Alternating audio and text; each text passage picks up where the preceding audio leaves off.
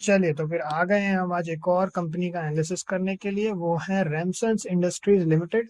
तो आज अपन रैमसन्स industries limited का एनालिसिस करेंगे। अभी 240 रुपए का प्राइस चल रहा है। आज -3.22 से डाउन हुआ है। ठीक है।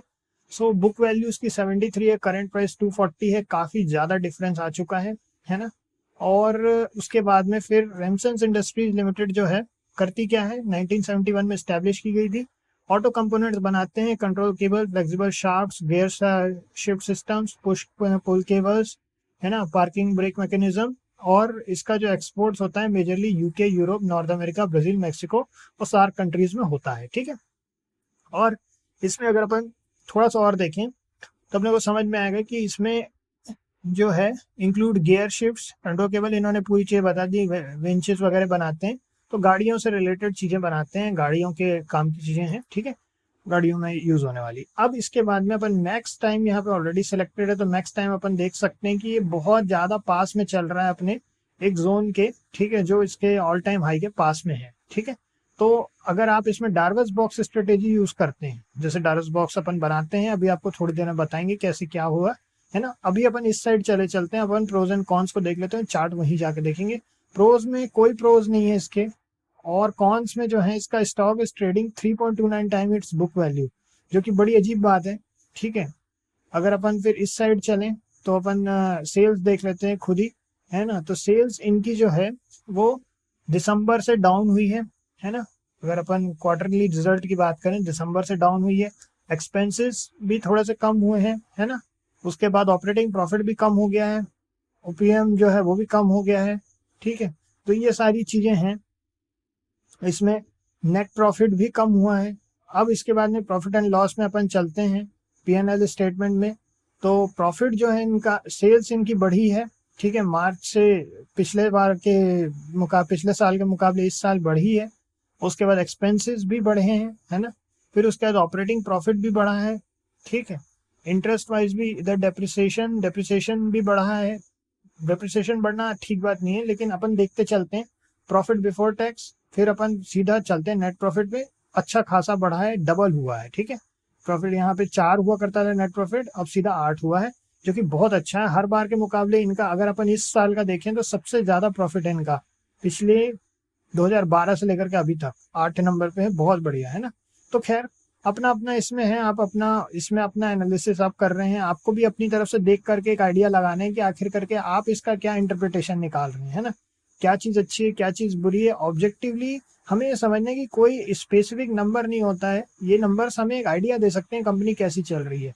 मगर उसके बाद भी हमको कॉशियस रहना है ना। हमेशा हमेशा अपनी पोजीशन साइजिंग, स्टॉप लॉस, ये सारी चीज़ों का आपको ध्यान रखना है। आपका रिस्क एपेटाइट, कितने समय तक आप मार्केट में टिक सकते हैं, ये सारी चीज़ें आपको देख के रखनी है। तो शेयर कैपिटल रिजर्व्स का डेटा है ये। ठीक है। बोरोइंग है, बोरोइंग भी बढ़ी है इनकी। ठीक है। रिजर्व्स भी बढ़े हैं, अच्छी बात है। उसके बाद फिर क्या है, लाइबिलिटीज हैं, लाइबिलिटीज बढ़ी हैं, टोटल लाइबिलिटीज भी बढ़ी हैं, है ना। फिक्स्ड एसेट्स की बात करें तो फिक्स्ड एसेट्स भी बढ़े हैं इनके। और अब इस तरीके से अपन कैश फ्लो की बात कर लेते हैं finally. Cash from operating activities, है ना, बढ़ा है। उसके बाद इधर तो इन्वेस्टिंग एक्टिविटी से कम हुआ है।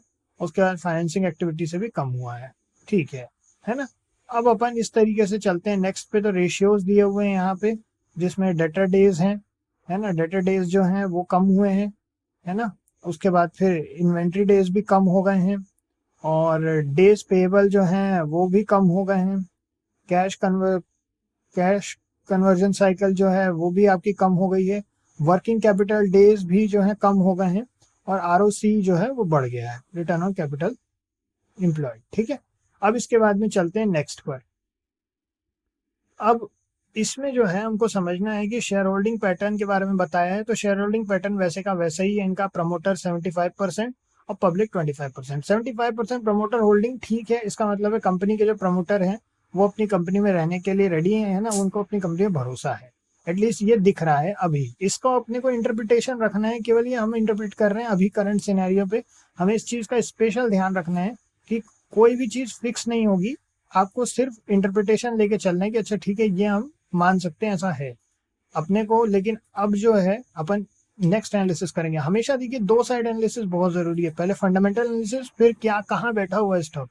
तो अगर अपन स्टॉक कहाँ बैठा हुआ है उसको समझने की कोशिश करें, तो अगर अपन ओवरऑल लॉन्ग टर्म में बात करें तो ये इस तरह का एक पैटर्न बनाया है इसने, एक तरह का बॉक्स नुमा बना दिया है।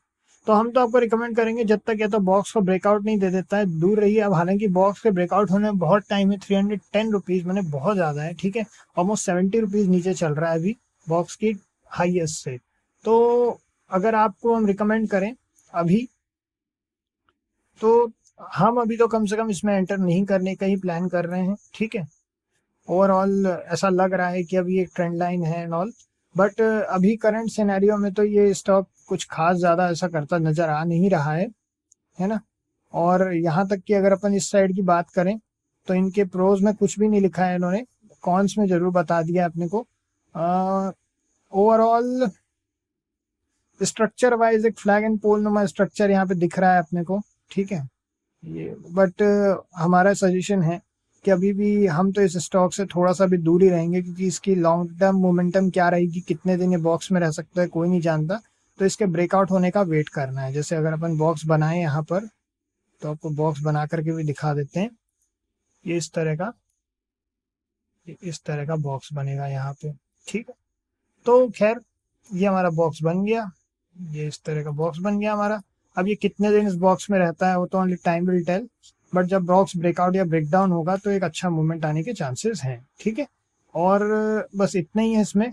और आगे अगर कोई और स्टॉक का एनालिसिस करवाना हो या फिर आप खुद भी करना चाहें तो खुद भी कर सकते हैं। ऐसे ही पहले फंडामेंटल एनालिसिस कीजिए, देखिए कंपनी की क्या स्थिति चल रही है, स्क्रीनर्स पे आकर के सारे इनके रेशियोज वगैरह देखिए। कोई भी डाउट होता है तो आप पूछ सकते हैं कमेंट में, है ना।